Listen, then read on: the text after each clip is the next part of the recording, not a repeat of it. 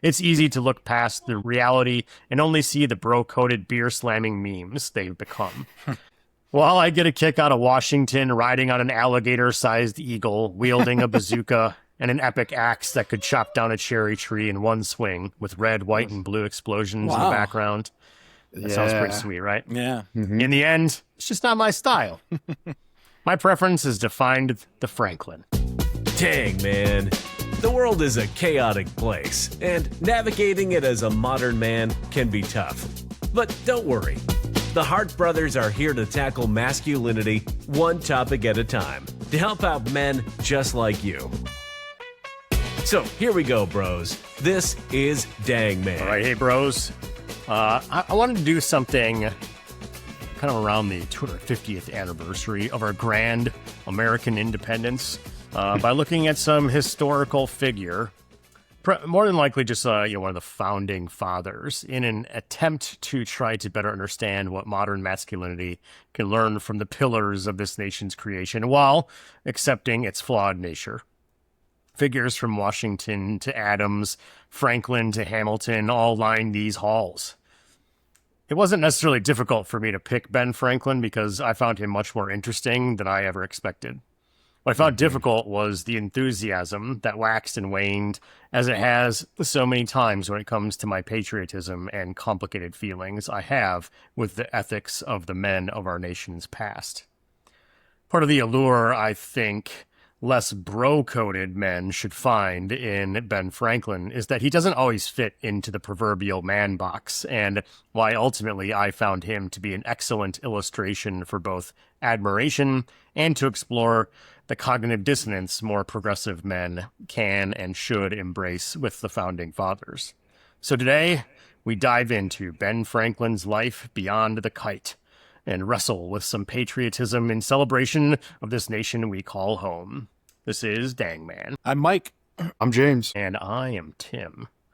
So, man, it's been a while since we've gotten to do this. We had some summer happen in our lives. So what have you guys been up to?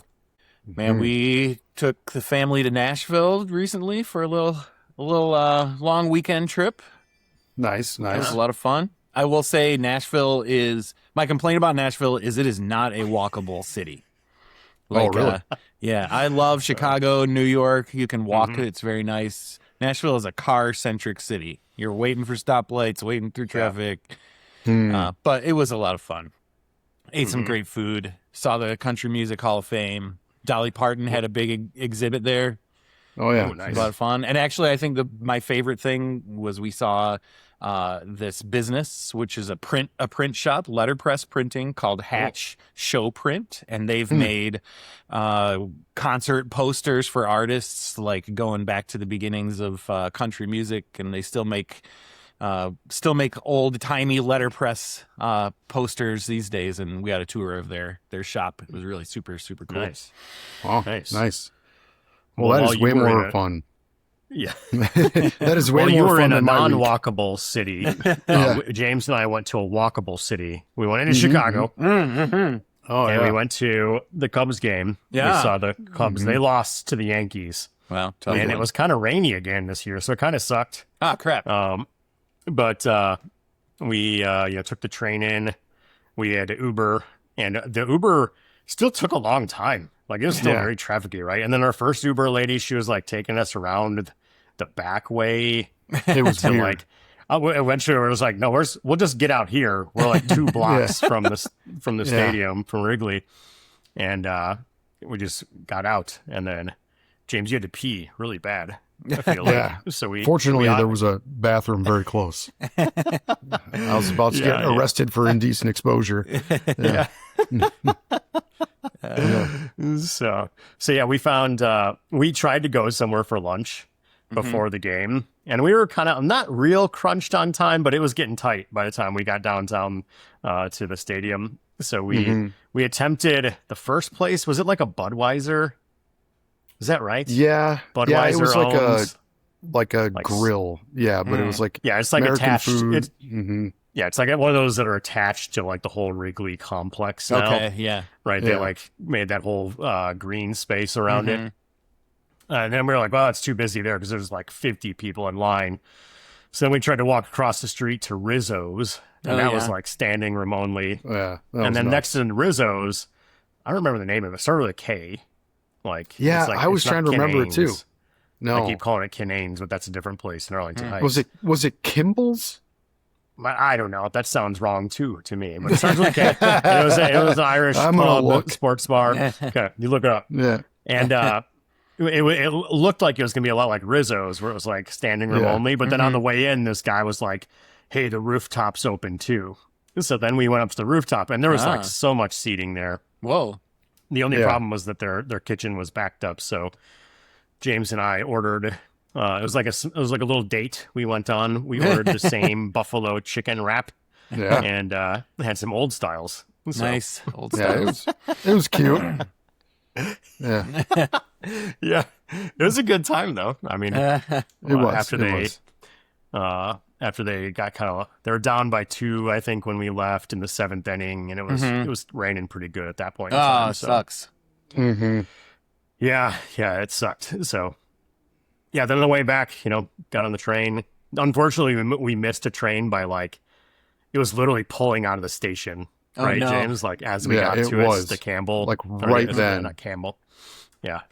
And so we just had to sit there for half an hour at the train station, but we got back on time. Did you get to your anniversary dinner, James? I did, yeah. All right, I figured it out. It's Kincaid's. There we go. Yeah. That was good food. Yes, I did make it back in time. I made reservations to go to the Norwegian here in town. Oh, yeah. Classic great place. Dinner. Yeah, very good. I had a whole trout. Nice. Oh yeah, you wanted the trout. Nice. It was good. It was very good. That's awesome. Yeah, I was a little worried. I was looking at the train schedule, and I was like, man, if James gets back at 6 o'clock, Kelsey's gonna be pissed. She wasn't. She was fine. But we took the girls for you that night too. So we had cousins sleep over at our house. Nice. We made some ube mochi pancakes in the morning. They were very impressed with the ube mochi pancakes from Trader Joe's. Yeah. So probably just had fun saying that. In other news, I got a new car. Oh yeah.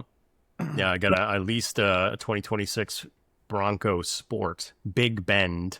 That's the base model. I didn't splurge for the leather seats because I have a child who would ruin the leather seats. In fact, we've already spilled in the car. So, an entire cup of root beer last night spilled in the car. So nice. I will take some responsibility for that, but it was not my root beer. So, but I will say, James, you're a lease person. Also, this is the first time I leased a car. I've just resigned myself to knowing that I'm going to go well over my lease on mileage, and I will probably either have to buy the car at the end to not pay this fine, or I will have to eat some type of fine at the end. So yeah. All right. Anything else big happening lately? We've got the fair next week. The fair next week. We're going into Chicago Sunday to see the women's team, the Chicago Stars soccer. They play at Northwestern. So we're going in to spend the night and come back Monday. Northwestern. Cool. Yeah. So we'll be back Monday afternoon. Nice. Mm-hmm. Cool. Yeah. The next weekend is the comic convention. So got my Captain America shirt on in preparation. So I'm going to meet Sam Raimi. I don't know if I told you guys, Sam Raimi, the director of the Evil Dead trilogy and the original Spider-Man trilogy with Tobey Maguire. So, all right. Well, anyways, before we get into this, this episode's about Ben Franklin. I learned a lot about Ben Franklin. You know what Ben Franklin would do? What he would definitely do in this situation if he were a modern man? He would smash that like button. He'd smash that subscribe button. That's right. That's right, folks. Dang Man has some loyal listeners out there. Yes, we do. And if you want to help these three, good-looking bros out here, you could help by spreading the word, telling your bros or leaving a like or a comment. I heard comments are really good. So I'm waiting to get a good comment out there. But we'll get into some internet bullshit here too. So I found, I'm going to go with a good old standby. Okay.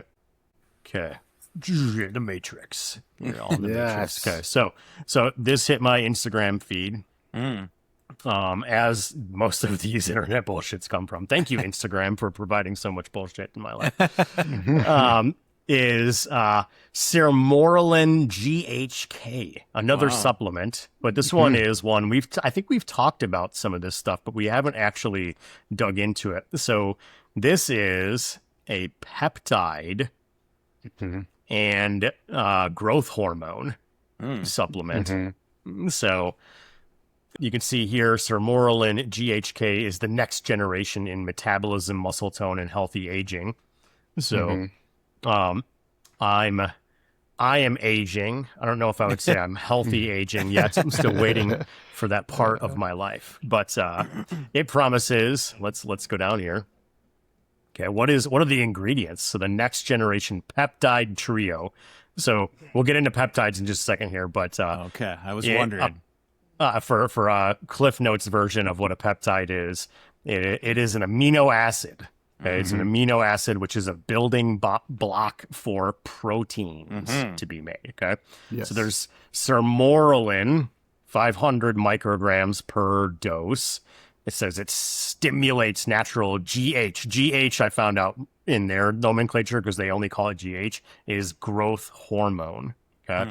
So the GH stands for growth hormone. So it stimulates natural growth hormone release to support fat metabolism, lean muscle growth, recovery, and deeper sleep. Wow, that sounds fantastic. Of course. So GHK, there's 2 milligrams, is clinically proven that it renews collagen and elastin for smoother, firmer, more youthful-looking skin while accelerating repair and regeneration. So I believe that's what my skincare routine has also been promising me lately. All my lotions and potions that I put on. And then there's citrulline, which I thought was a gemstone of some kind, but little did I know, it comes in 50 milligrams. It enhances circulation, endurance, and nutrient delivery, powering your workouts, stamina, and skin vitality. So, this is, it says it's a prescription medication, but it has free rush delivery. It just says U.S. doctors on it. I don't know what the U.S. doctors do. But it gives you improved energy. And little did you know, Mike, I knew you were wondering this, that there was an old Sermorelin. Oh. And you didn't know that this is the new one. Yeah. It didn't have GHK. This has GHK. That is right. It has natural GH and GHK repair. So I like the description here, though. The new one says it is safe and anti-inflammatory versus their previous one, which is safe and well-tolerated. Well-tolerated. So it might give you a little cramp here and there, but not an upset tummy. So it has DNA and tissue protection. You know what? I have broken DNA. Yeah. So, this, it promises a lot, okay? It continues just like rehashes what this is. So let's click on get started now. Like I'm in. I want to get some of this Sermorelin GHK peptides. So I click on that. It zooms me all the way to the bottom. I can get 47% off now. Huh. Okay, it says it's 30 sublingual tablets. So that means you have to put it under your tongue. Weird. Right? And then it's simple, convenient use, formulated by a certified pharmacy. That should be red flag number 1. That it's made somewhere in a certified pharmacy. So let's click on how much is this thing? It's processing. I have to take a quiz. Why? What do I struggle with? Let's say all the above. I'm just a unhealthy middle-aged man. I want all the benefits, okay? I got to enter in my email. Dang it. I don't want to enter my email. So let's see if I can find a price here, because I actually haven't been able to find out how much this stuff costs. I know. What the heck? Like you gotta do all this stuff just to find out. There's a lot of reviews here, a lot of 5-star reviews. 47% off, whatever it is. Yeah, 47% off of what though? Come on, guys. Oh, there's a good-looking doctor. There's the doctor. He probably takes the stuff. He looks like a U.S. doctor. Oh, they also have this. We'll talk about this in a second too. This is an actual injectable Sermorelin too. You can get an injection version through them. Yeah, they don't tell you how much it costs, so you get to make it up, I guess. So I want to know what the peptides were. I asked you once, James, like, what is a peptide? Yeah. So went to one of my normal resources on medical. You're right. It's an amino acid. Yeah. Yeah. So let's talk I asked Harvard Medical School what it is. So did they live up to the hype? And one of the nice things I like about these medical journals that I find online is they always start with a summary. They just give you the information you really want at the very beginning, and then you get to choose whether you want to read the entirety of the article. But this says peptides are building blocks of proteins that play key roles for health, but the benefits and risks of supplementing with injectable peptides, which are popular on social media, are largely unknown. Okay. What are peptides and how they work? Again, I'm going to summarize this as it's an amino acid. Your body can take that to make a protein, which can be used for a number of different things. So you have natural peptides like insulin, endorphins, and growth hormones. So there's that GH again. It is also GLP-1 medications like what I am on are a form of peptide too. I did not know that, but tirzepatide is the one I am on. So now we'll talk here. So it does specifically call out, here's GHK in the peptide supplements and injections part of this. Okay, it basically says that it promises a lot. Peptides, these supplemental peptides, boost athletic performance, enhance muscle growth, boost fat loss, enhance sexual function, support faster healing, reduce inflammation, and support anti-aging. They are a miracle drug, but unfortunately, they're typically sold through what they call as the gray market of online storefronts, and often labeled as for research purposes only. Okay, so they kind of drag these through the mud for a lot of the same reasons we have others in the past. Literally every other supplement. It's unverified. So they say, well, FDA approved peptide medications have been studied in large clinical trials. The unregulated peptides, which is what Everlife sells, there's just not enough study out there to actually do anything with. And so, in fact, as Dr. Cohen says, you're really just experimenting with injecting amino acids into your body. So they would say they're generally safe, but they just don't know enough about it. So yeah, I don't know. I can't find how much it costs. They say they don't know what's in injections. Like they actually say a lot of these labs, so the pharmacy that creates this are actually overseas.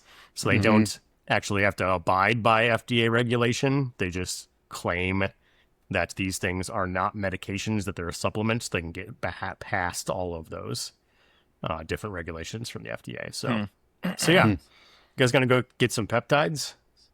I think I will not. Probably not. No. Okay. Well, you could get accelerated healing from this one. So that's a weird one. Your loss, guys. So. I want to know. I want to know what the K is. Yeah. Gee, I mean, because like if it's potassium, well, you got to be careful with that. You know? Yeah. I mean, you don't want to put too much potassium in your body. Yeah. I mean, that's turn magnetic or die. Yeah. Or die.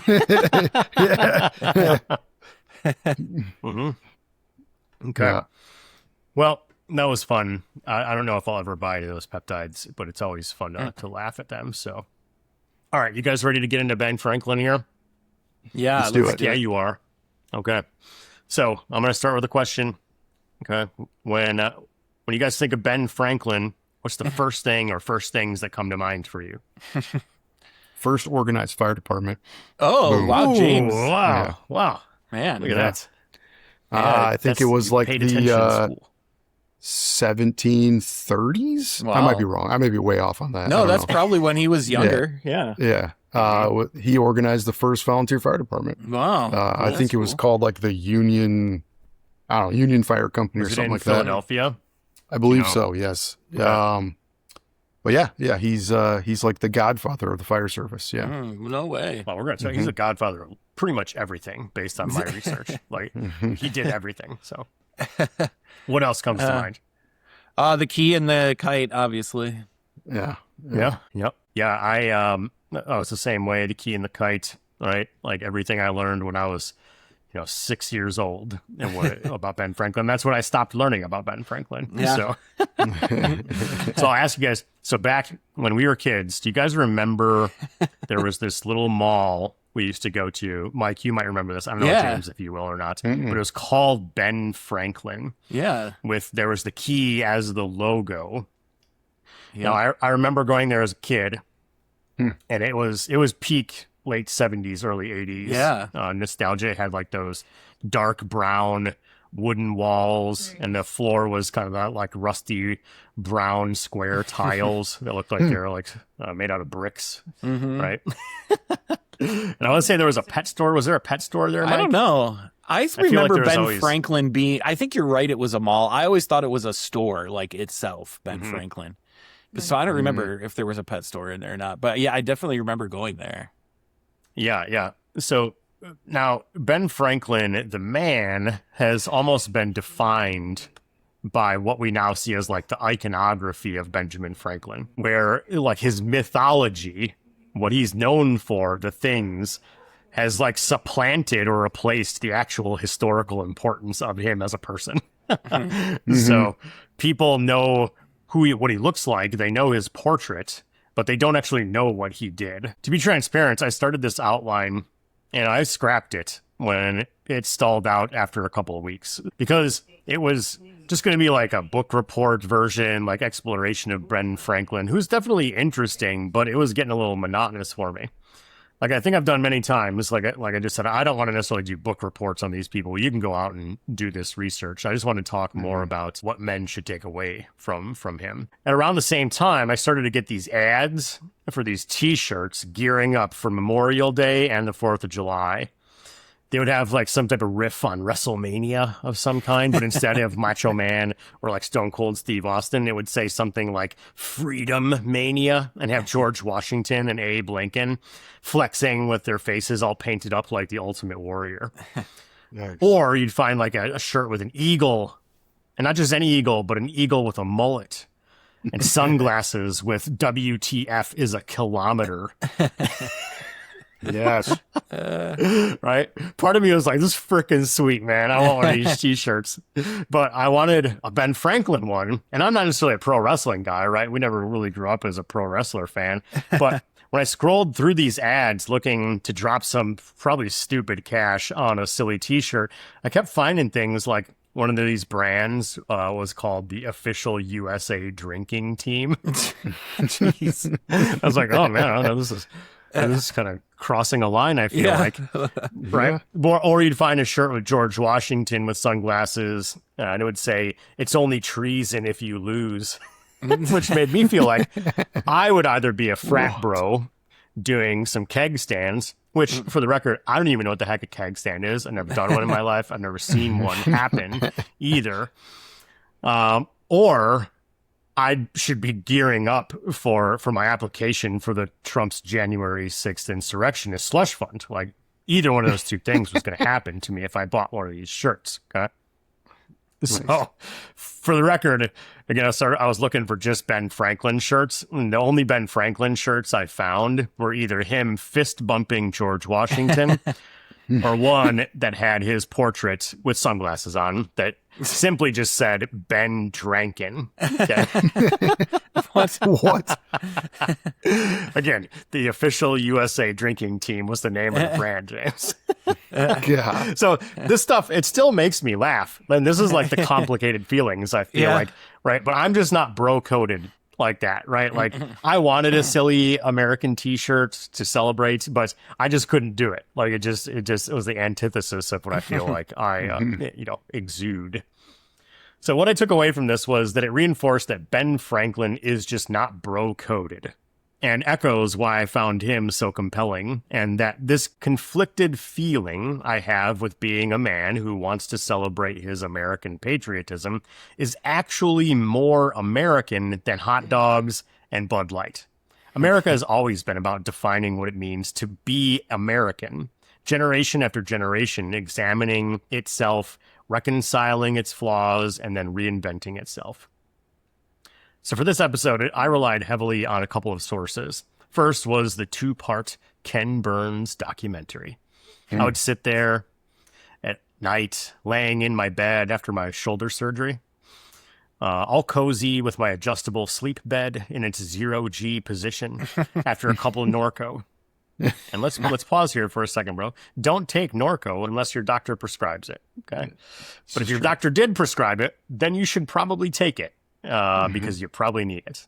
But be warned, it's my own personal experience now. Maybe just a little bit too much information, TMI. It stopped me right up. Okay? Worse than a toddler who pounded a brick of cheddar. I went 3 days without dropping a deuce, and that equals a grumpy tummy. Oh, yeah. Yeah. Anyways, let's get back to this Ken Burns documentary. This Ken Burns documentary is one of the quintessential recipes for sleep, right? I was trying to go to sleep back then, and that will knock you out. So I watched it over a couple of weeks. It was like 2-hour episodes, but it took me a long time to get through it because I would just zonk out. Fall asleep. Yep. So I also picked up a copy of his autobiography, and man, was that rough. Like I didn't know what to expect with this one. I would kind of slowly plug away at it, but I like to read pretty quickly, and speed reading written English from the colonial era is damn near impossible for me. Oh, yeah. I just couldn't do it. And as much as I wanted to know about his experiences from his perspective, he was not what I would call an engaging author. Okay, so if there's one thing Ben Franklin wasn't, he wasn't a great writer. Okay, he could speak, that was fine, but not a great writer. At least not up to my modern taste, my modern literary sensibilities. So, ultimately, why Ben Franklin? Why didn't I land on George Washington? Okay. I mean, there are all of those kind of what I'll call second tier Revolutionary era founding fathers like Hamilton, Jefferson, or Adams, or even like a third tier like Lafayette, that all had a significant role to play. But Washington and Franklin are the top tier. Like they're the top two, right at the top. I found Franklin to be immediately obscure, but wildly significant. The antithesis of mainstream. And I've talked about it before. I love that type of character. Franklin was never going to be the fighter in the D&D party, more like the druid or the bard. But in the context of American history, he is damn near on par with Washington in his notoriety and impact, while well above most others. But like I mentioned earlier, he is essentially a meme at this point. Okay, so if I ask you guys, what did Ben Franklin do during the Revolutionary War? Would you guys have been able to answer that question, at least before you got your hands on this outline? All right. So yes, actually, because I really liked that series about Adams on HBO. Oh yeah, the old Adams. Yeah. Yeah. With Paul Giamatti? Yeah. Yeah, that was a classic.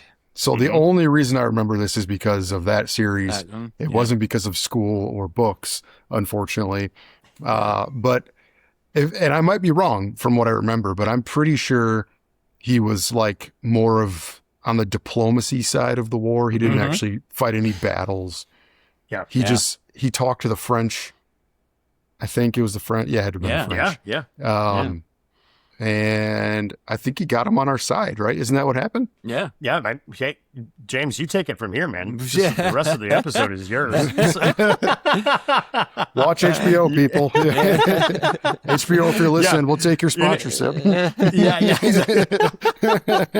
In fact, Adams and Franklin did not like each other. They were like butted heads a lot. Oh, so. okay.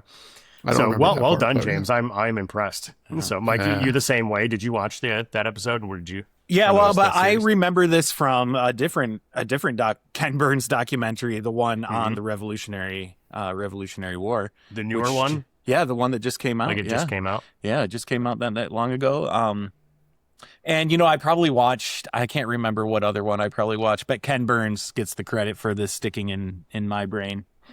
He was an old man by the time it was Revolutionary War time. He was like, all these other founding fathers were like 20-year-olds, He was like the old man at that time. Yeah, he was much older than the rest of the founding fathers. All right. Well, like I said, I don't know if I would have been able to tell you. I'm pretty sure I knew he was a diplomat of some kind, but I didn't know all the details that went into it.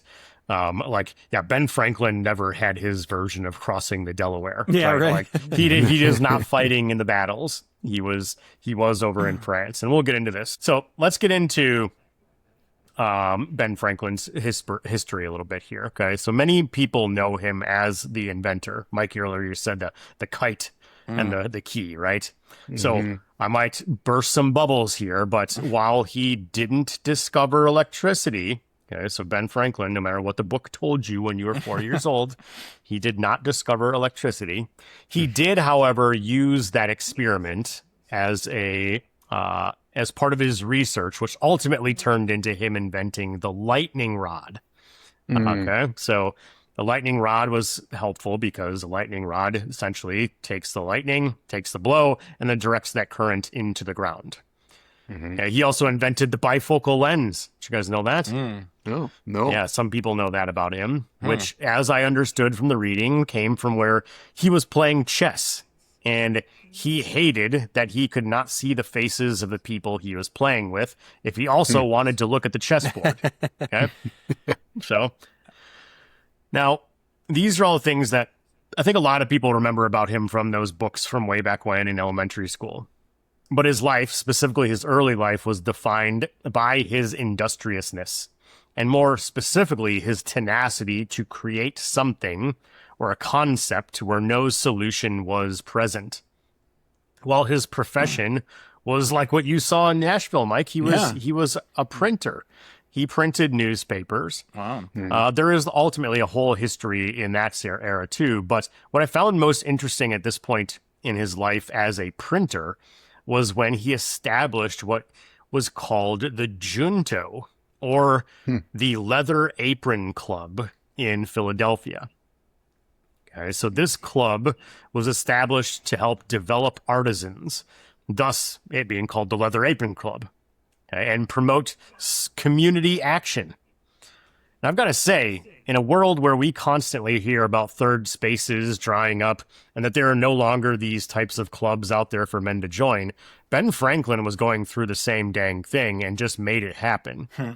I just talked about this with my therapist yesterday. He asked, well, why don't you start a men's club or like a civil organizing group?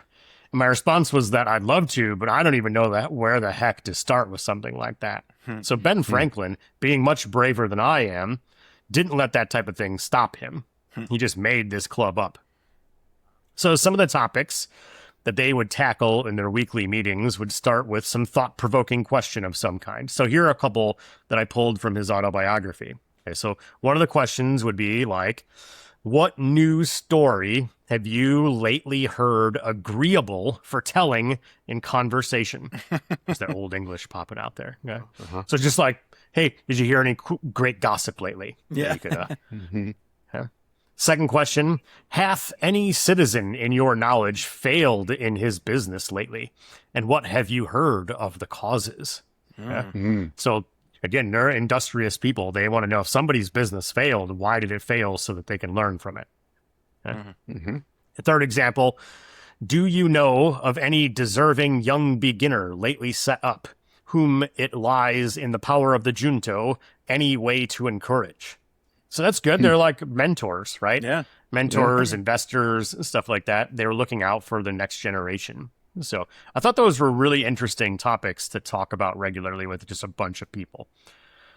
And then to be a member of the junto, you had to answer these questions as kind of an oath to the group. Okay, so when you like signed up, you had to answer these in a sufficient manner. Okay, so first question. Okay, you guys ready? Would you be successful in entering the junto? Okay, we're going to do these.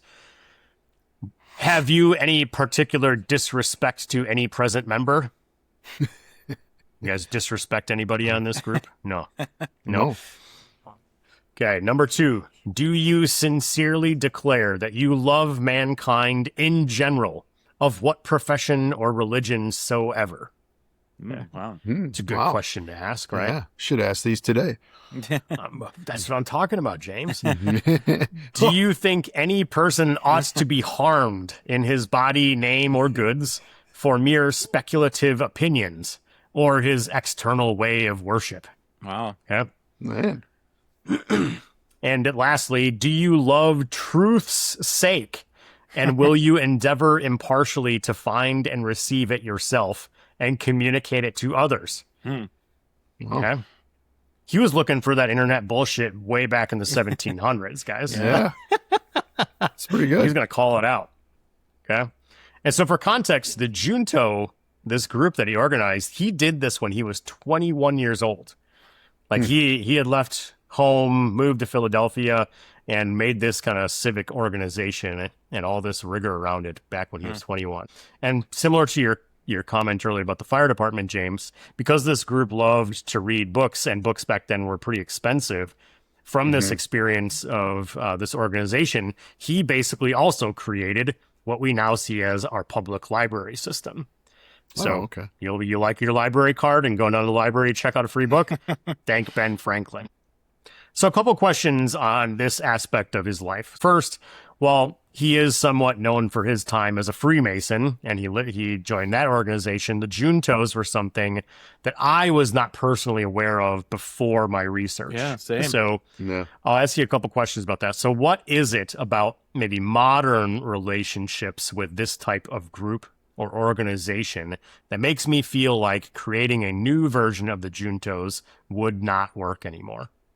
Well, I feel like people generally get offended when they hear questions like that nowadays.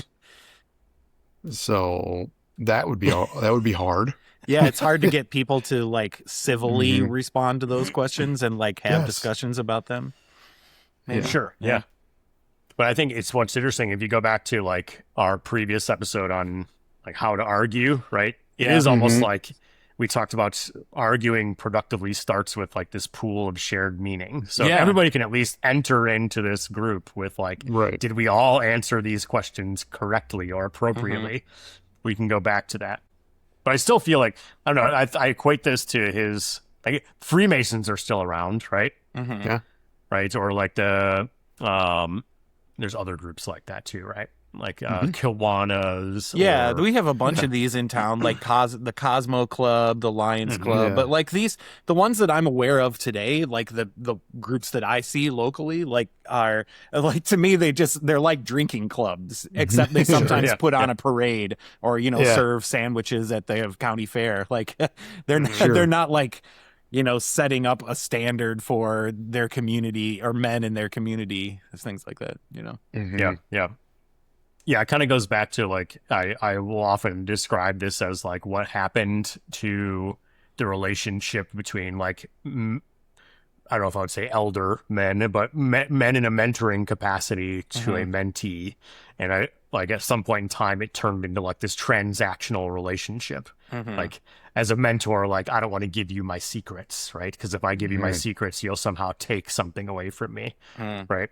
So I feel like that's still a factor in this situation also. So, I don't know. Okay, so second question, like my therapist asked me, like, what would it take to actually establish a modern social club like this? Or what would it take to kind of develop something like this? Well, I was thinking back several episodes ago, and I don't remember what episode it was, but we were talking about men's groups, I think in Great Britain that do this. And maybe it was in the same episode where we talked about barbers and the Tom Chapman book. Yeah, the Tom Chapman book. Yeah.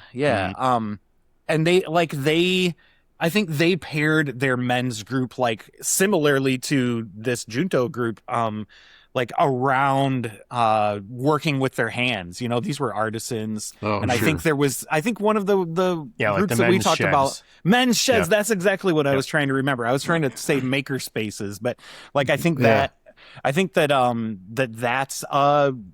like one thing that we've seen commonly across groups like this, even modern ones, is that like if you get men working on a thing that like doesn't make them focus on exactly these questions, but give them, you know, something else to do, but it kind of opens up the door to create those relationships then where you can have these kind of discussions. So I definitely think that like giving men like another interest to focus on together, like is a way to start these kind of things. Yeah. That's similar to when we did our episode on coffee. Like I mentioned, there was a coffee club I had at work, and it would start off with just like, hey, what kind of coffee you drinking? Yeah, you want to swap some beans? You want to try my coffee? But then we would have some type of like thought-provoking question for the remainder.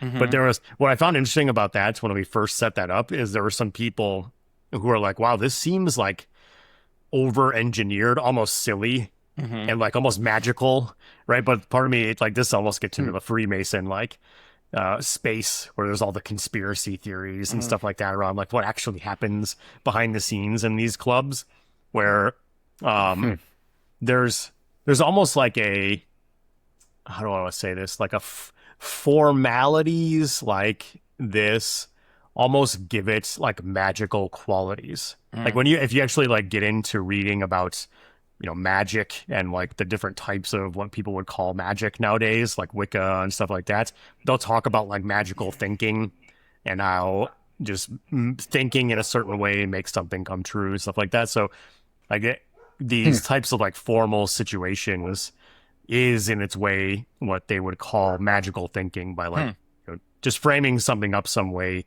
or the formalities of it like give it power essentially, right?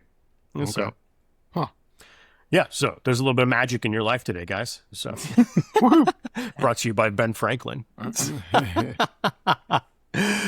Well, what I found interesting about this is that while I think a lot of people suffer from some form of imposter syndrome, or that society is inevitable and needs no nurturing, Ben Franklin, like when he established this club, just did stuff. He like just made stuff happen. He was what I describe as like the most unbothered person, and like just didn't care. It's just like, well, what do you mean this doesn't exist? I'm going to do it. Right. But all of us would be like, well, what if it doesn't work? And like, we get so kind of hung up on all the things about it. He just didn't care. He never asked permission, and he was damn good at it too.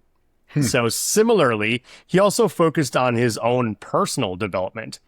So historian Stacy Schiff described this in the Ken Burns documentary, saying, he is a man of omnivorous curiosity, of endless invention, of endless self-invention.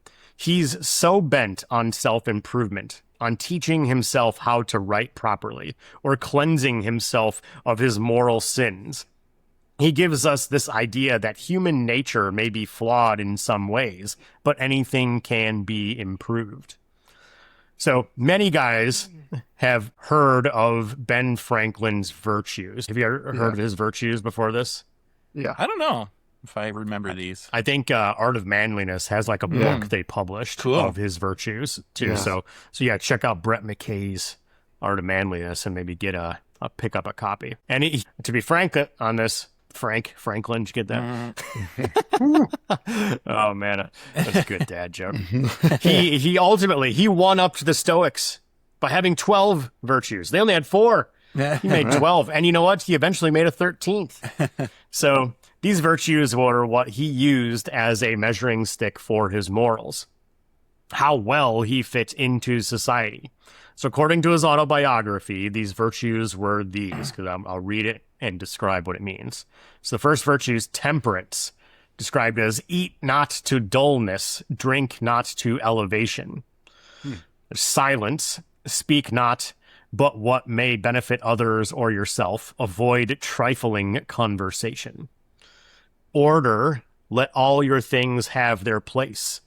Let each part of your business have its time. Resolution, resolve to perform what you ought. Perform without fail what you resolve. Frugality, make no expense but to do good to others or yourself, i.e., waste nothing. Industry, lose no time. Be always employed in something useful. cut off all unnecessary actions. Sincerity, use no hurtful deceit. Think innocently and justly, and if you speak, speak accordingly. Justice, wrong none, by doing injuries or omitting the benefits that are your duty. Moderation, avoid extremes, forbear resenting injuries so much as you think they deserve. Cleanliness, tolerate no uncleanliness in body, clothes, or habitation. Tranquility, be not disturbed at trifles, or at accidents, common or unavoidable. Chastity, rarely use venery but for health or offspring, never to dullness, weakness, or the injury of your own or another's peace or reputation. So to this list of 12, after claiming he mastered all of the previous 12, he added a 13th. Okay, so that 13th was humility, which he simply described as to imitate Jesus or Socrates. So I guess you get to pick which, pick one or the other. Funny. That's a good list, though. I feel like those are all admirable qualities. So maybe he answered the question of what makes a good man way back in the 1700s. So. Now, he didn't make this list and tell himself just to do better, like with these things. He made a weekly tracker for him to reflect on each day. So, again, pulling from his autobiography, this is how he described it. I made a little book in which I allotted a page for each of the virtues. I ruled each page with red ink, so as to have 7 columns, one for each day of the week, marking each column with a letter for the day. I crossed the columns with 13 red lines, marking the beginning of each line with the first letter of one of the virtues, on which line and in its proper column I might mark by a little black spot every fault I found upon examination to have been committed respecting that virtue upon that day. I determined to give a week's strict attention to each of the virtues successively. Thus, in the first week, my great guard was to avoid the least offense against temperance, leaving the other virtues to their ordinary chance, only marking every evening the faults of the day. Thus, if in the first week I could keep my first line marked T, clear of spots, I supposed that habit of that virtue so much strengthened, and its opposite weakened, that I might venture extending my attention to include the next, and for the following week keep both lines clear of spots. Proceeding thus to the last, I could go through a course complete in 13 weeks, and 4 courses in a year. And like him who, having a garden to week, does not attempt to eradicate all the bad herbs at once, which would exceed his reach and his strength, but works on one of the beds at a time, and having accomplished the first, proceeds to a second, so I should have, I hoped, the encouraging pleasure of seeing on my pages the progress I made in virtue, by learning successively my lines of their spots, till in the end, by a number of course, I should be happy in viewing a clean book after a 13 weeks daily examination. That's some old English for you. Yeah. So, and then throughout this little book that he made for himself, he also put things like inspirational quotes or proverbs or prayers to kind of keep him on track. He literally made like a journal. Like he made like a modern day self-help inspirational journal, but he just did it for himself. Okay. So now I've tried journaling before. In fact, I actually sampled a few types of journals, and I've talked about this a couple of times, but I've never done anything quite like this. It's usually just reflecting on the day, but nothing that like focused on a specific habit or change in behavior. So have you guys ever done anything like that? Man, I don't know. This is like not even next level. This is like 4 levels above, which I don't know, like having 12 or 13 like things like that you're judging. Like, I love his, scientific approach to this. Like, I'm gonna test each one. I don't think it's really realistic that a human progresses in this way. So no, I haven't taken anything to this sort of level, and I haven't journaled. Like, same Tim. Like, I've just never found it to be super helpful to me. I'm glad it works for other people, but like. Also, I do find it admirable, though. Like, even though I don't think you can actually progress through this, like he says you're going to, and then after 13 weeks, you're like this perfect person. But Right. I'm sure he's correct that you do find yourself getting better at certain things. Sure. And that's admirable. It's kind of insane, though, the level he took it to. Yeah. That's funny. Excuse me. Seems tiring. It gives me anxiety Yeah, almost. so much effort, right? To like, what about the other areas of your life? I don't know, man. It's interesting because like the bit of journaling I've done, or when I try to use journaling to like affect some behavior of mine, like let's say I want to like cut back on like my alcohol intake, right? Like I'm trying to lose weight or something like that. Like every day I would start my day with like, what am I going to do tomorrow? Right. And that's hard enough, but let alone like every day you reflect on, was I tempered today, right? And like just trying to think about like and judge yourself and then try to do better the next week. And then he layers on a second one. By the time you're 13 weeks in, you're just sitting there like walking on eggshells, I feel like all day long. Like, But he like, I don't know what his mental health was like or what type of personality he had. Obviously we can speculate, but the like that type of rigor just I don't know. It's a ton of focus that it would take, and I don't know if I have that level of focus. For real. So, all right. Well, let's move on to answering the question, like, what the heck did Ben Franklin do during the war? Okay. So first and foremost, like you were on to here, he was a diplomat. But before that, we have to talk a little bit about his time in Pennsylvania and early pre-revolutionary American government. And ultimately, he was tied to the British rule, okay? So he actually worked in a governmental capacity in Pennsylvania and was dedicated to British rule. So a lot of people think of him as like, part of the revolutionary, the counter to the British government, but he was in the British government as part of the American colonies. Okay? So the Boston Tea Party didn't come out of nowhere. There were years and years of laws and taxes that ultimately led up to the war that Franklin spent years trying to prevent. He was a loyalist and raised his son as a loyalist. It wasn't until a point in 1774 where he was summoned by the British to a place called the Cockpit, where he was supposed to negotiate reconciliation with them, ideally to remove the Pennsylvanian governor from office. That he was instead of negotiating with them, they basically just screamed at him for hours, ultimately saying how much he failed and that it was his fault that they were in the situation that they were in. So, and he just stood there silently and took the berating. This event he saw as a personal attack. And after all of the work he put into the preservation of the colonies to remain under British rules, this ultimately flipped him. I can only imagine this. In fact, there is a book out there titled The Making of a Patriot, Benjamin Franklin at the Cockpit by Sheila Skemp from the University of Mississippi, that positions this event as one of, if not the moment, that lost the war for the British.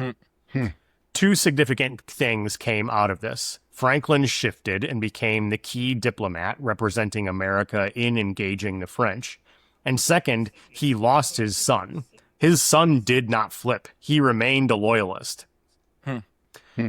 Man. And in fact, at one point in my research, they described his son as a domestic terrorist, leading a guerrilla force that would abduct patriots and hang them as a way to scare the public into abandoning the cause. Literal terrorism his son did back in the Revolutionary War.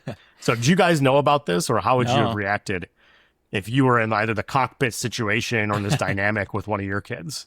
It's hard to say, right? I like to think that I would react the same way, but I don't know all of the circumstances. Yeah. That's tough. I mean, it's still your kid, you know, like you still raised him, and you raised him to be a loyalist in this scenario, right? Like you embedded that into that child, and he's holding true to what you taught him, and yeah, that's tough. I don't know. Yeah. I think this is like one of the great things about Franklin, like that he would change his mind at something like this important and this costly to him. But he changed his mind. Like, I find it this day and age amazing when somebody changes their mind. Sure. Yeah. And that is kind of a defining characteristic of Franklin, right? And we'll talk about some of the quotes later on from when they were signing the Declaration. But like the idea of reinventing yourself starts with examining yourself or your situation, right? And being okay with the fact that something is not going your own way, or to his credit, knowing that there are flaws and that there are risks in a lot of situations, but you ultimately have to choose a path and move forward, right? Yeah, it makes me want to know more about like what were like to study this cockpit conversation, right? Like I would love to know more about like what they were accusing him of, like why they were so pissed, and like what was it that was like the final thing that made him be like, I'm done. I'm for the other side now, you know? Like what was the argument there? Because like I said, I think it's amazing for somebody to change their mind like that. Yeah, and to play out the dynamic a little bit further here, I don't know if I reference this later on, maybe I do, but his son ultimately does get captured at one point in time, and he then like asks for, can I be released? Can you help negotiate my release? And he refuses to do that. And even when he's like, I just want to see my wife, and like a big kind of like case for why he should be let loose, Franklin's like, no. He does ultimately get out, so I think he's broken out, and that's where he starts like the domestic terrorism stuff. But then he has a son, so it'd be Franklin's grandson, that actually then sides with Ben Franklin. Oh gosh! The grandfather and the grandson actually spend time that's insane. Negotiating with the French. Wow! So yeah, pretty cool stuff. So I'm going to answer how you directly answer the question about what the heck was Ben Franklin doing while battles were being fought in America. So he was ultimately getting money and equipment from France. This righteous retribution taking the form of the phrase, the enemy of my enemy is my friend, right? You think about the butting of heads between France and England all through like the Napoleonic Wars and even before that. So like that was still fresh in their memory at this point in time. He ultimately helped Washington by providing things like food, clothing, guns, and in some situations, soldiers and ships. When you get into the actual timeline of events of the Revolutionary War, it wasn't going well for us. When Washington's army was stuck at Valley Forge, freezing to death and starving, Franklin was the reason they were ultimately able to survive. When Cornwallis was steamrolling the Patriot forces, it was the French Navy blockade, spearheaded by Franklin in France, that led to the victory at the Battle of the Chesapeake, that literally turned the tide of the war in our favor. There would be no crossing of the Delaware without the French. Even in France, Franklin's approach as a diplomat was focused on relationships that often came off as superficial, or as John Adams, like we talked about earlier, would have described as a laissez-faire approach, spending too much time focused on partying and, to be transparent, trying to find women. More on that later, though. But the French didn't like Adams. They hated the guy. They liked Ben Franklin. Yeah. Adams came off as too serious, literal, uncompromising, a curmudgeon that was too demanding. He saw this relationship as transactional versus humans working with other humans. When I think of the current social and political climate here in the U.S., I can't help but think about how there is a need for more Franklin-esque approach on how we navigate both our domestic and definitely global relationships. What I think Franklin illustrates so well is that building, for a lack of a better term, friendships is far more important than any other aspect of how we should be influencing our community and our world. Nobody likes a bully. While strength does initially result in some type of respect, usually that is rooted in fear. No subjugation, like colonial America endured, will ever survive. Those that live in fear and power that continues to consolidate means that the subjugated continue to expand in size. And numbers and collaboration against that fear will always surpass isolated aggression. America has always stood against this. Our position of dominance in the world is a modern position. Prior to that modern position, and potentially even our current modern position, case in point, see the situation in Iran, America has always relied on collaboration against the forces of oppression from a bully-like tyrant. That is what defines my patriotism. Okay, let me take a deep breath here. So you guys respond to what I just talked about there. Yeah, I mean, nobody likes a bully except for like right now. We've taken a little gander at liking a bully for a little while. We've wandered down this little road. Yeah, we've sampled that pack, right? We're kind of wondering if maybe we aren't what you just said. America always has been. I don't think it's going well for us. No, I don't think it's going well at all. I hope that people take it seriously, like I think there was like I don't know. I'm hoping that like we're moving past this, right? I'm hoping that other people are seeing that this isn't going well for us. But like, I think some people voted not super seriously, just with this sense of like, let's try being like, own the libs, F all those people in other countries. Like, and I'm hoping people are seeing that it's not going well for us. And Yeah, it's interesting. I was talking with a guy I work with yesterday and try to coach him through how to be an effective coach, essentially. And one of the things I continue to find I have to teach people recently is it's always easy to find something that somebody did wrong and point that out, but it's difficult to actually help them navigate to the right behavior. Yeah. I said, back when I started my kind of leadership development coaching, that's the approach I took. I just point out, this is what you're doing wrong and say things like, do better. And it gave me kind of this reputation of being a bully almost at work. So, and that was not good ultimately, because then people wouldn't want to work with you, right? Sure. So it's ultimately, in my opinion, it is when you want to make progress, it is about collaboration. There is no hero anymore. There is only some form of collaboration that it takes to actually make progress. So let's go down the road of patriotism. Okay, so I'll start with this question. Should we put the founding fathers on a pedestal? What is your guys' current take on the founding fathers? I mean, for the time period, I think they were pretty forward thinking, right? I mean, you can find flaws in anything like we just talked about, but I think given where they were at and the situations they were in trying to start this nation, like, I think they tried to do what they thought was the right thing, I guess, but I'm also not a historian. So you knew about the founding of the first volunteer fire department, though. I did. So you know a little bit about history. Yes. Yeah. You know, want to talk you're a fire little service. bit of a historian. Yeah, we can start that podcast. Yeah.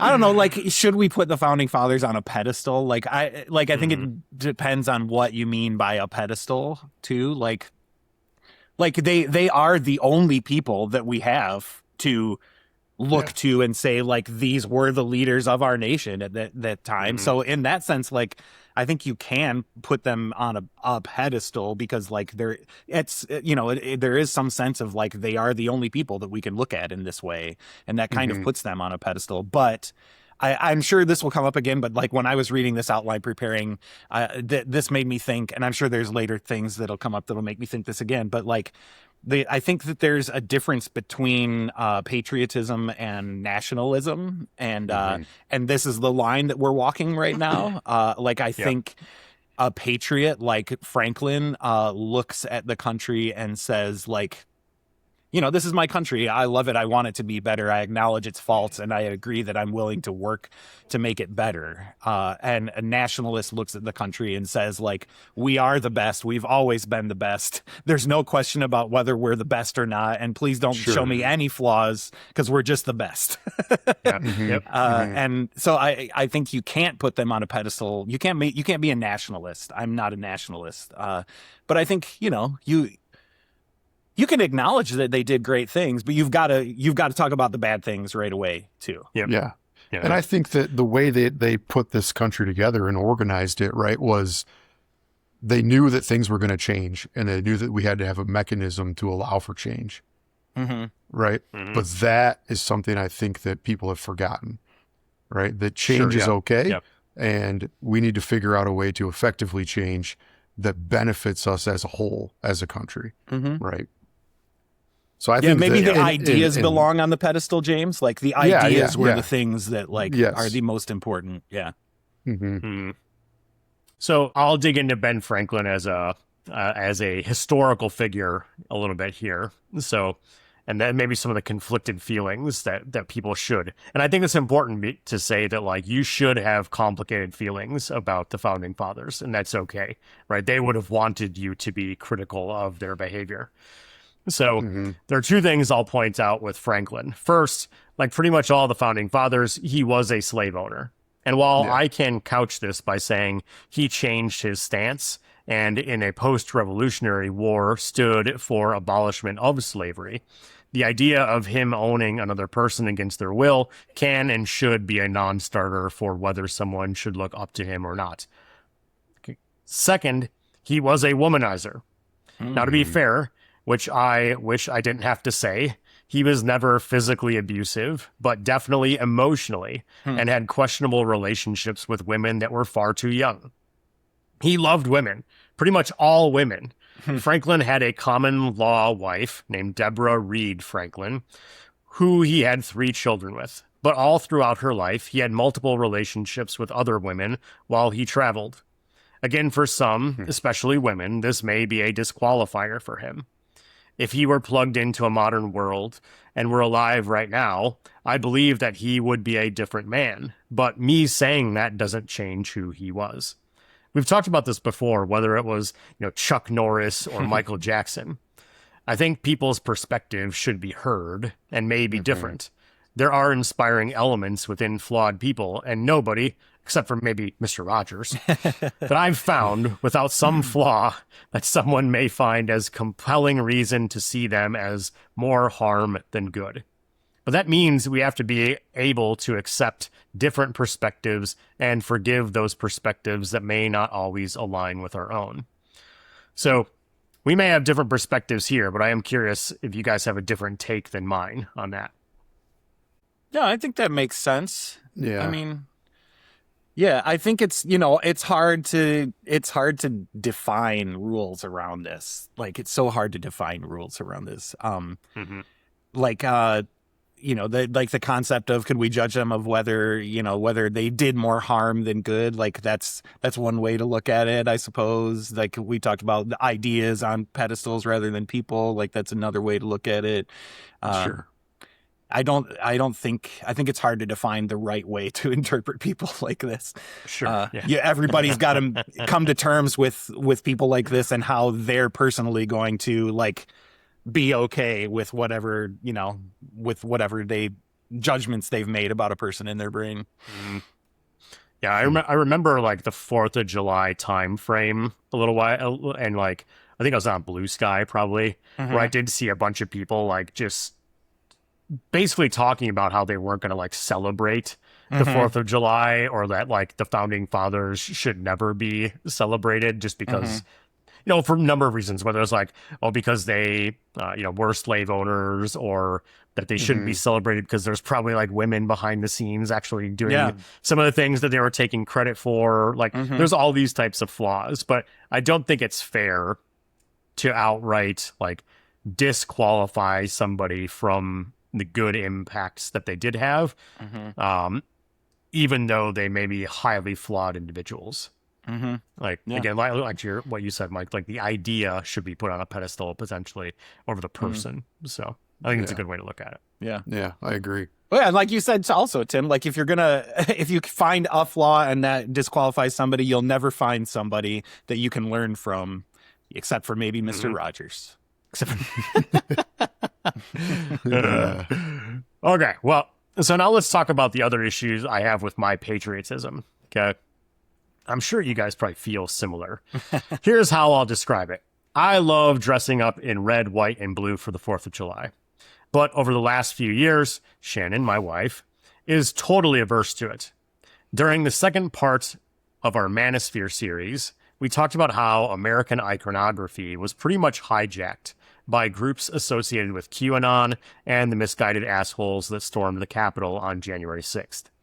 And the damage they did to the American brand has led, and I'm assuming many other progressive men, to a point where if I wear a shirt with an American flag on it, I'll be pegged as part of those groups.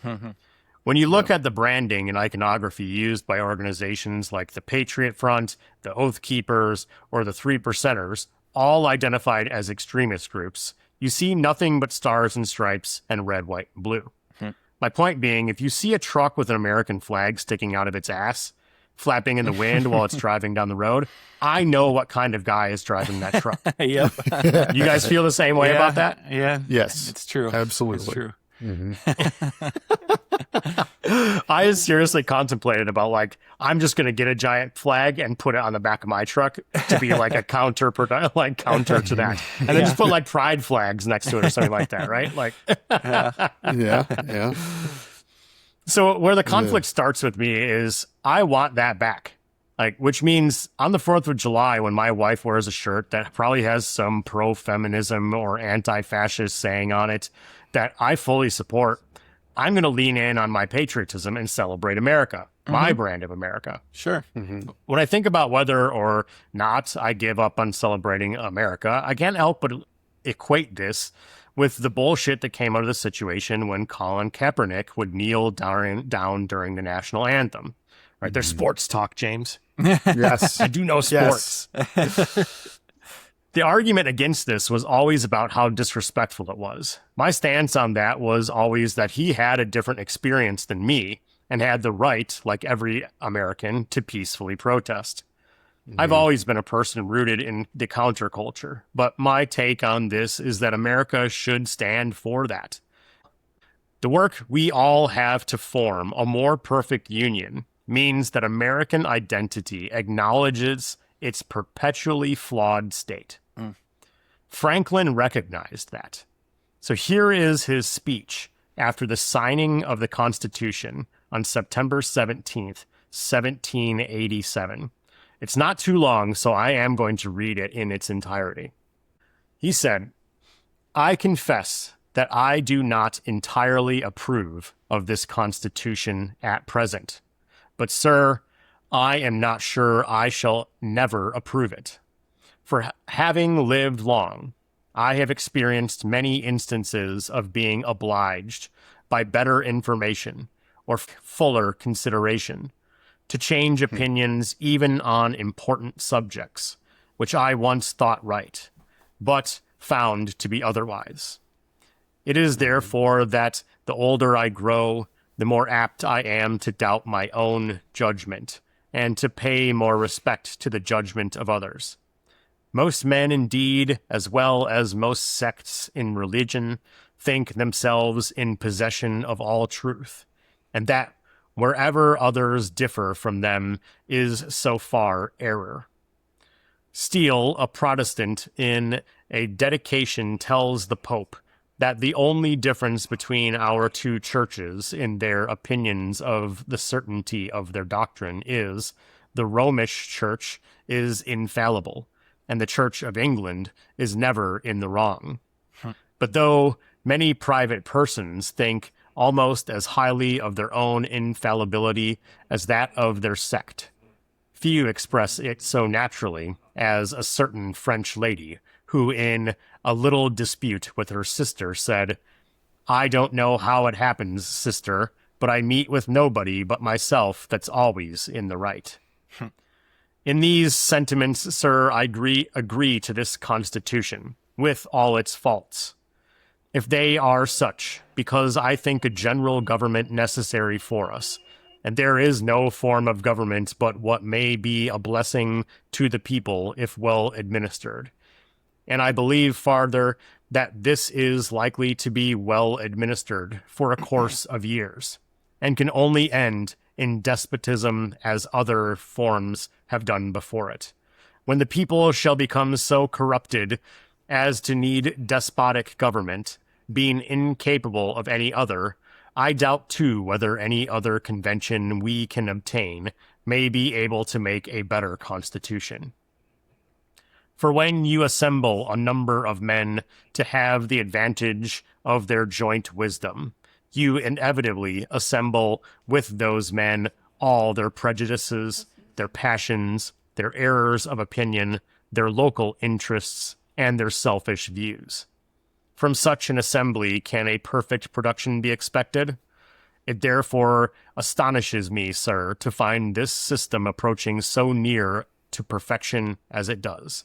And I think it will astonish our enemies, who are waiting with confidence to hear that our counsels are confounded, like those of the builders of Babel, and that our states are on the point of separation, only to meet hereafter for the purpose of cutting one another's throats. Thus I consent, sir, to this Constitution because I expect no better, and because I am not sure that it is not the best. The opinions I have had of its errors I sacrifice to the public good. I have never whispered a syllable of them abroad. Within these walls they were born, and here they shall die. If every one of us, in returning to our constituents, were to report the objection he has had to it, and endeavor to gain partisans in support of them, we might prevent its being generally received, and thereby lose all the salutary effects and great advantages resulting naturally in our favor among foreign nations, as well as among ourselves, from our real or apparent unanimity. Much of the strength and efficiency of any government in procuring and securing happiness to the people depends on opinion, on the general opinion of the goodness of that government as well as the wisdom and integrity of its governors. I hope, therefore, that for our own sakes, as a part of the people, and for the sake of our posterity, we shall act heartily and unanimously in recommending this Constitution, wherever our influence may extend, and turn our future thoughts and endeavors to the means of having it well administered.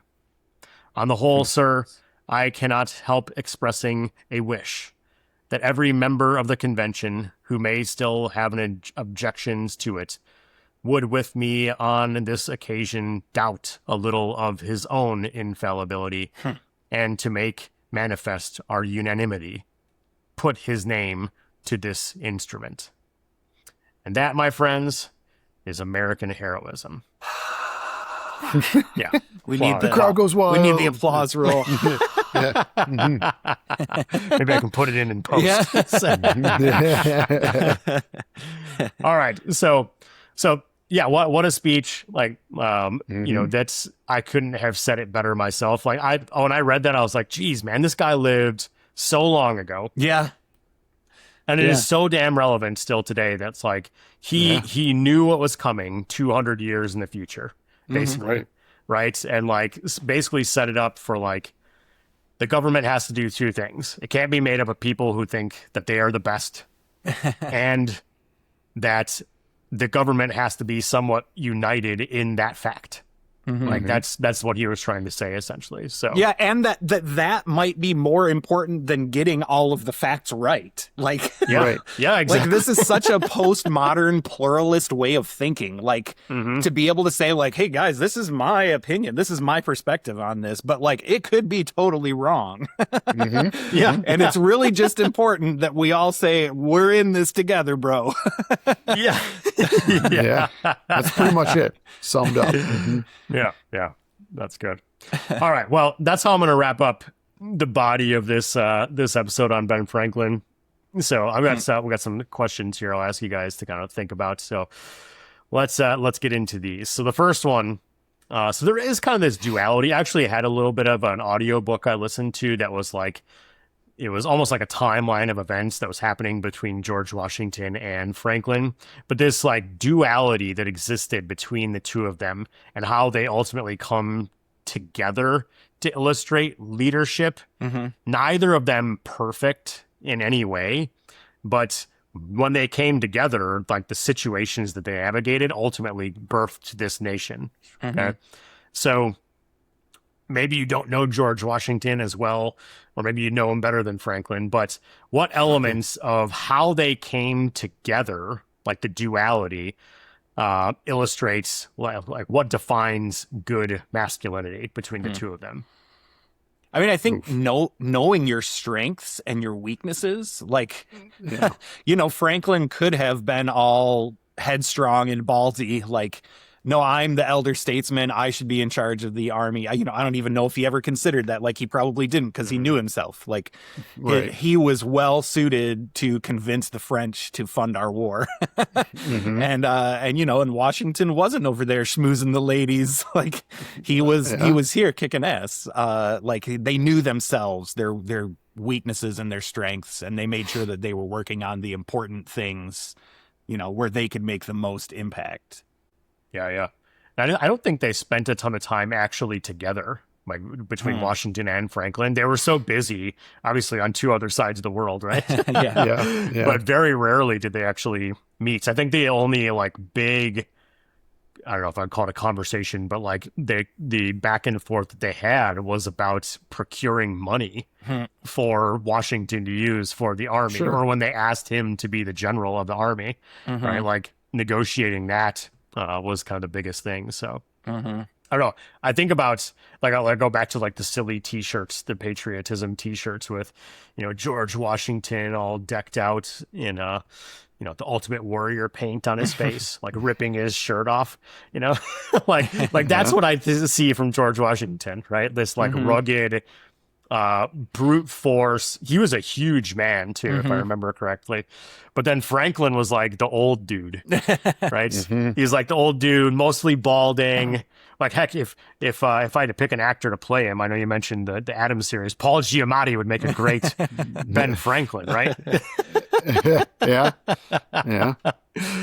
So I don't know. It's like there is obviously the biggest difference I think between the two is the physical differences, like the physicality that Washington portrays. That I think most men, you know, most big bucket of men in general subscribe to. But then Franklin is that more delicate, like how do you navigate the inner workings of relationships with people and ultimately gets shit done.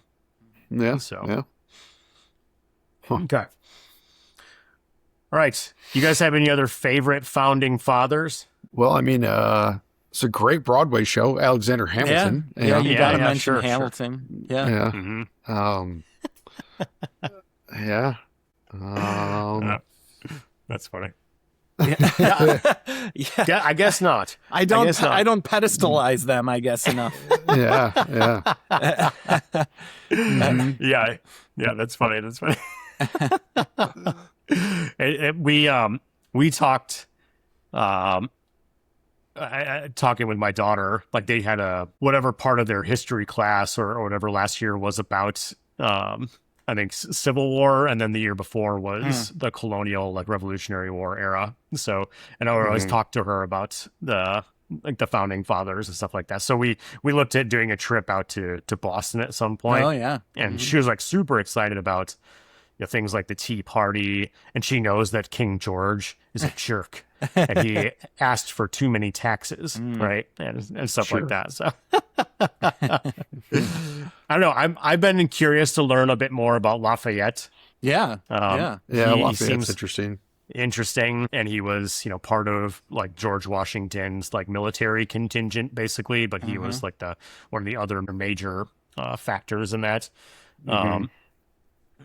Who was the other guy? Now I'm just thinking of the play, but who was the Aaron spy? Burr? No, Aaron Burr ended up killing Hamilton, right? But yeah, he shot Hamilton in the end. I'm thinking of Mulligan. Hercules Mulligan. Hercules Mulligan was a spy. Yeah. I don't know if you call him the founding father. From what? I've got a mulligan. I don't know. Where you like isn't that when you get to take another shot? Yeah, that's like a do-over. Yeah, exactly. Yeah, that's a do-over. Yeah, like a mulligan. So did Mulligan get 2 times? Like, did he get to take a second shot? I don't know. I think it's a different Mulligan. Yeah, I got us way off course now. It's another guy. Yeah. That was his nephew, Jeff Mulligan. He's always out there doing do-overs. Jeff Mulligan. He's got golf balls in his pants. Yeah. All right. So we are well past the 4th of July, but what did you guys do to celebrate the 250th anniversary of the signing of the Declaration? Well, technically not the signing. Basically, when we decided to declare. I'm with you you, Tim. I've had a hard time celebrating this year, but I did. I don't know if you can see it. I'm wearing my Farrell for the Free Press. I did support NPR. Nice. Buy myself a little Farrell for the Free Press T-shirt from them. That was about the extent of my celebrations. Yeah, I didn't do a whole heck of a lot either. I worked a lot because there were fireworks, so I had to work. Yeah, you went to all the fireworks. Do you get to shoot off the fireworks, or you just have to like monitor them? No, we just monitor them, give permits, that kind of stuff. Yeah. Yeah, and it was kind of crappy weather this year for us. I feel like didn't it rain on the 4th of July and. Like, I think we were going to go see fireworks, but then it got rained out or something. It rained earlier in the day here. The fireworks all still went, but... Yeah, I think there was one by us that they were like, well, we're going to do a rain delay. And then they just delayed it until like, it was like 10 o'clock at night before they started shooting off fireworks. So all the parents that took their kids there that we decided not to go with were all frustrated because the kids were all falling asleep. Yeah, the kids are all asleep. Yep. So I went and this is when I got my Captain America shirt because if there's one thing Captain America likes to do, it's punch Nazis in the face. So yes. So I got my Captain America. That's how I decided how to show my red, white, and blue patriotism. That is fair. That is one of the American values we all share. That's good. I remember last year, again, similar stance on patriotism. Shannon was very averse to like, what are we doing on the 4th of July? She didn't want to do anything. And her family is also very, I will say anti-Trump, except her uncle, who is a ardent Trump supporter. And we decided the way we were going to celebrate America was we were having a Hawaiian luau themed party. While still American. Yeah. Technically, it was about as far away from traditional American culture as you can get. Funny. So we celebrated Hawaii. Nice. Nice. Good. Okay, bros. Well, you know what? Being American can be a little tough right now. I guess I was never told it would be easy, but damn, I never realized that the conflict and compromise that Franklin endured would be an ever-present defining characteristic of the nation and what it expects out of its citizens. And as men who look up to these founders for some form of inspiration, it's easy to look past the reality and only see the bro-coded beer-slamming memes they've become. While I get a kick out of Washington riding on an alligator-sized eagle, wielding a bazooka, and an epic axe that could chop down a cherry tree in one swing with red, white, and blue explosions in the background. That sounds pretty sweet, right? Yeah. In the end, it's just not my style. My preference is to find the Franklin and acknowledge that there are others who also made up this flawed nation that that won't give up on its pursuit of perfection. Dang, man, let's call this a wrap and practice your form of patriotism. In the words of Benjamin Franklin, well done is better than well said. So I better shut up and do some work. All right, we'll see you guys next time. Thanks for listening to this episode of Dang Man. You know the script. Subscribe to us on your favorite platform, write us a review, and share your favorite experiences with your friends. All of this helps us reach more men to grow our community.